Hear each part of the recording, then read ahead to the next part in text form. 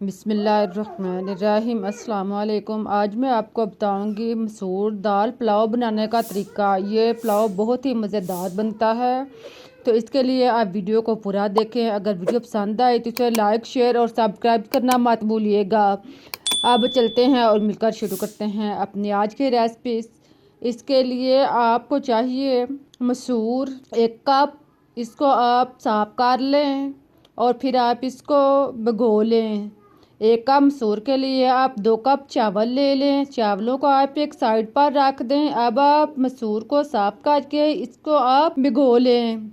इसको आप 2 से 3 दफ़ा इसका पानी चेंज करें। इसको अच्छी तरह धोकर साफ कर लें और फिर आप इसको तकरीबन 40 से 45 मिनट या ज़्यादा से ज़्यादा 1 घंटे तक भिगोकर एक साइड पर रख दें। अब आप देगची या कढ़ाई जिसमें आपने पुलाव बनाना है, इसमें आप आधी प्याली घी डाल लें या ऑयल डाल लें। इसको आप अच्छी तरह गर्म करके 1 अदद मीडियम साइज़ का प्याज इसमें काट कर शामिल करें। प्याज को डालने के बाद आप इसको 3-4 मिनट तक फ्राई करें, यहाँ तक कि प्याज का कलर ब्राउन हो जाए। अब आप ज़ीरा साबुत 1 चम्मच, काली मिर्च साबुत 1 चम्मच, खुश्क धनिया साबुत 1 चम्मच, गोल मिर्च 4 से 5 अदद, बड़ी इलायची 1 अदद, दालचीनी 1 इंच का टुकड़ा और कड़ी पत्ता 1 अदद, इन सब चीज़ों को आप डालकर इसको ब्राउन कर लें। अब आप अदरक और लहसुन कुटा हुआ 2 चम्मच इसमें शामिल कर लें। अदरक लहसुन डालने के बाद आप इसको मज़ीद 1 से 2 मिनट तक ब्राउन करें। जब सारी चीज़ें अच्छी तरह ब्राउन हो जाएं, इस तरह इनका कलर चेंज हो जाए, तो आप इसमें कटा हुआ टमाटर शामिल करें। 1 या 2 टमाटर डालने के बाद आप इसको मिक्स करें और इसको नरम होने दें। साथ में आप थोड़ा सा पानी लगा लें ताकि सारी चीज़ें जो है वो अच्छी तरह नरम हो जाए और इनका कलर भी आ जाए। 2-3 मिनट तक आप मसाले को इसी तरह तैयार करें, चम्मच चलाते रहें, इससे कलर जो है वो बेहतरीन आएगा। अब आप 2 अदद आलू लें। इसको आप इस तरह के मुनासिब साइज के टुकड़ों में काट लें। आलू डालने के बाद आप इसे 2-3 मिनट तक भुनें, यहाँ तक कि आलू जो है वो ब्राउन हो जाएं। फिर आप इसमें मसूर भिजे हुए जो हमने पहले भिगो कर रखे थे, आप देख सकते हैं कि ये फूल चुके हैं। इसको आप डालने के बाद आप इसे मिक्स करें और मज़ीद 2-3 मिनट तक इसको फ्राई कर लें। इन सारी चीज़ों को आप अच्छी तरह फ्राई करें।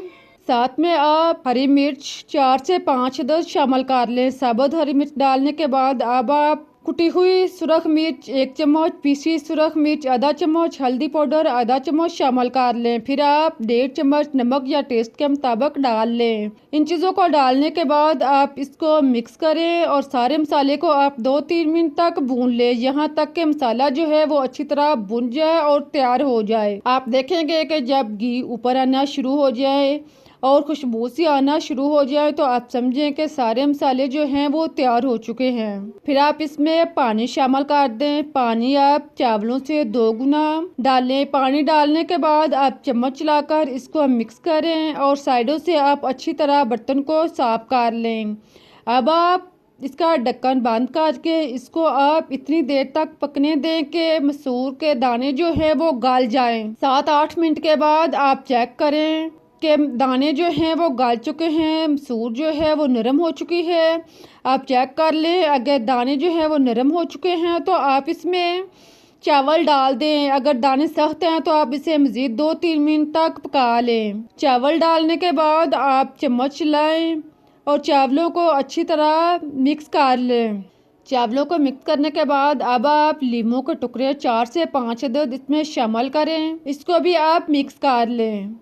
फिर आप इसका ढक्कन बंद करके आप इसको पानी खुश्क होने तक पकने दें। इसे आप 4-5 मिनट तक पकने दें, यहाँ तक कि पानी जो है वो खुश्क हो जाए। इसके बाद आप ढक्कन ओपन करके देखें। आप देखें कि पानी जो है वो खुश्क हो गया है और चावल जो हैं वो नरम हो चुके हैं। आप चम्मच चलाकर चावलों को मिक्स कर लें। चावलों की तह को ऊपर नीचे आप मिक्स करें। देखें, इसके तह को हमवार कर लें और फिर आप इसको दम पर रख दें। दम पर रखने से पहले आप इसके ऊपर हरा धनिया और पुदीने का छिड़काव कर लें। कटा हुआ धनिया डालने के बाद आप इसका ढक्कन बंद करें और इसको आप लो आंच पर 8 से 10 मिनट तक दम पर रख दें।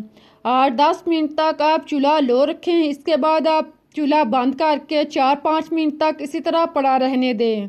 फिर आप ढक्कन ओपन करें, आप देखेंगे कि बहुत ही मज़ेदार और लजीज पुलाव तैयार हो चुका है। इस तरह से आप पुलाव बनाएंगे तो सभी को पसंद आएगा। आप देखें कितना अच्छा मज़े का और टेस्टी पुलाव बना है। उम्मीद है कि आप लोगों को रेसिपीज बनाने का तरीका पसंद आया होगा। अगर आपको पुलाव अच्छा लगा है तो इसे लाइक करें, शेयर करें, चैनल को सब्सक्राइब करना मत भूलें ताकि मैं आपके लिए इससे बेहतर और मज़े की रेसिपीज ला सकूं। आप खुद देख सकते हैं कि पुलाव कितना मज़े का निखरा निखरा तैयार हुआ है। आप इसको रायते के साथ या आप इसको हरी चटनी के साथ मज़े से नोश फरमाएं। मुझे इजाज़त दें, फिर मिलते हैं एक नई और मज़ेदार रेसिपीज़ के साथ, इस दुआ के साथ कि अल्लाह हमेशा आपको खुश आबाद और मुस्कुराता रखे। अल्लाह हाफिज़।